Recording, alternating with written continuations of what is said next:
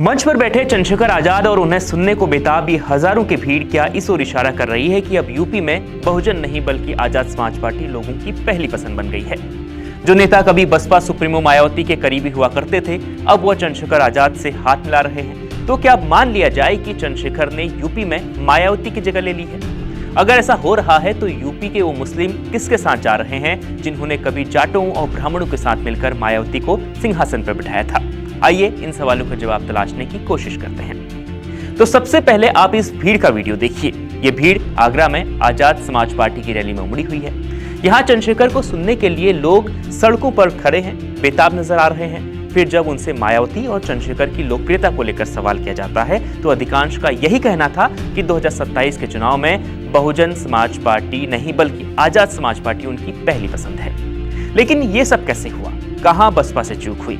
अब इसका क्या जवाब है वो आपको बताते हैं। यूपी में जब दलित मुस्लिमों के साथ अत्याचार हुए, उनके साथ अन्याय हुआ, तो तब बसपा ज्यादातर सोशल मीडिया पर ही आवाज उठाती नजर आई। वो लगातार ट्विटर या दूसरे सोशल मीडिया प्लेटफॉर्म का इस्तेमाल करती थी। लेकिन चंद्रशेखर सड़कों पर संघर्ष करते हुए नजर आए थे।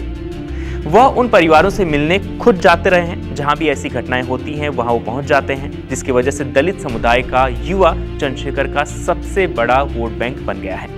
ये वो युवा हैं जो आंदोलन और सड़क पर संघर्ष करने वाली राजनीति को पसंद करते हैं। वहीं सीएए और एनआरसी के विरोध और मुस्लिमों के अन्य मुद्दों पर भी चंद्रशेखर बेबाकी के साथ खड़े दिखे हैं, जिस कारण चंद्रशेखर ने मुस्लिम युवाओं के बीच भी अच्छी पैठ बना ली है।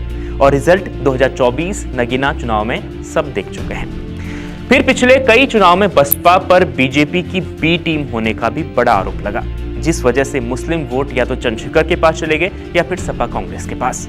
बसपा का वोट शेयर भी गिरकर 9.35% रह गया। 2019 में जहां बसपा ने 10 लोकसभा सीटें जीती थी, 2024 में वो खाता भी नहीं खोल पाई।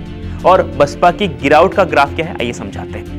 2014 में बसपा ने कोई सीट नहीं जीती, लेकिन उसका वोट शेयर जो था वो 19.77% था।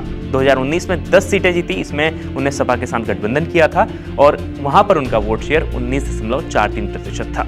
लेकिन 2024 में अकेले चुनाव लड़ी और वोट प्रतिशत गिरकर 9.27% रह गया। अब चंद्रशेखर की आजाद समाज पार्टी कैसे आगे बढ़ रही है उसका ग्राफ देखिए।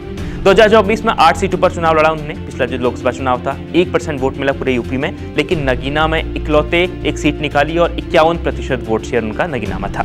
2024 यूपी विधानसभा उपचुनाव जो नवंबर में हुए थे, उसमें 5 सीटें ऐसी थी जहां पर वो चौथे नंबर में चल रहे थे, बसपा 5वें नंबर पे थी। तो एक और बसपा का ग्राफ यहां पर गिरा है कि चंद्रशेखर का ग्राफ लगातार उठ रहा है और बसपा का लगातार गिर रहा है। अब आते हैं मुस्लिम लीडर्स को लेकर।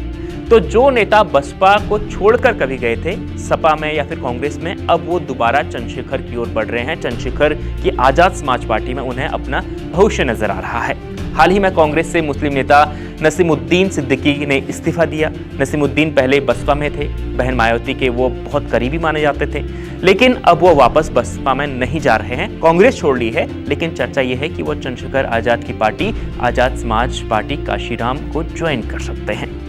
उत्तर प्रदेश में पिछले 2 चुनाव, नवंबर 2024 में हुए यूपी विधानसभा चुनाव और 2024 का लोकसभा चुनाव, इन दोनों में चंद्रशेखर आजाद ने बीजेपी, सपा और कांग्रेस के बाद कई जगहों पर चौथे नंबर पर खुद की पार्टी का झंडा बुलंद किया। 1 सीट जीती उन्होंने लोकसभा चुनाव में और ये वही सीट है जहां बसपा का पहले कैंडिडेट जीता था और वहां पर बसपा आनी थी, वहां पर वो अब आ गई चंद्रशेखर आजाद की पार्टी।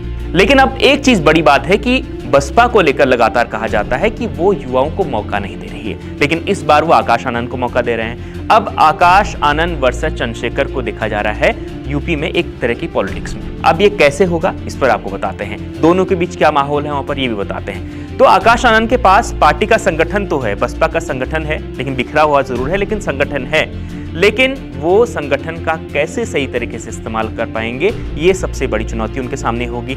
लेकिन दूसरी चुनौती उनके सामने ये है कि उनके पास जो है अपने आप को साबित करना है। ग्राउंड पर उन्होंने अभी तक अपने आप को साबित नहीं किया है, चुनावी ग्राउंड पर। वहीं पर चंद्रशेखर है, चंद्रशेखर का पूरा देश जानता है, पर चंद्रशेखर लगातार सीधे सड़क से लेकर सरकार तक वो लगातार आवाज उठाते हैं, सरकार पर सीधे सवाल दागते हैं। बिल्कुल उनका जो अंदाज है वो उनका जो अंदाज, बेबाक अंदाज है, वो लोगों को काफ़ी पसंद आता है। यही युवाओं को रिझाता भी है अपनी ओर। तो यही वजह है कि यहाँ पर बसपा आकाश आनंद को लगातार लाने की कोशिश तो कर रही है, लेकिन जब बात आती है दोनों की हम दोनों की तुलना अगर करें तो वहाँ पर चंद्रशेखर आज़ाद कई गुना उनसे आगे चले आते हैं। तो यही है यूपी का भविष्य। जिस तरीके से यूपी में एक कॉम्बिनेशन बनाने की कोशिश मायावती कर रही थी लगातार, वहाँ पर वो जाटव वोट बैंक, ब्राह्मण वोट बैंक के साथ मुस्लिमों को जो इकट्ठा करने का कॉम्बिनेशन बनाने की बात कर रही है, लेकिन वहाँ पर उनके लिए सबसे बड़ी चुनौती बन गए हैं चंद्रशेखर आज़ाद, क्योंकि उनकी पार्टी का जो जाटवों का अधिकांश वोट है, मुस्लिमों का अधिकांश वोट है, वो अब चंद्रशेखर की ओर बढ़ता हुआ नजर आ रहा है। आपको इस वीडियो को लेकर क्या राय है? आपको क्या लगता है कि चंद्रशेखर उनकी जगह ले लेंगे? कमेंट का जरूर बताएं, और वीडियो अच्छा लगा हो तो अपने साथियों के साथ शेयर जरूर करें। देखते रहिए न्यूज़ 24 उत्तर प्रदेश उत्तराखंड।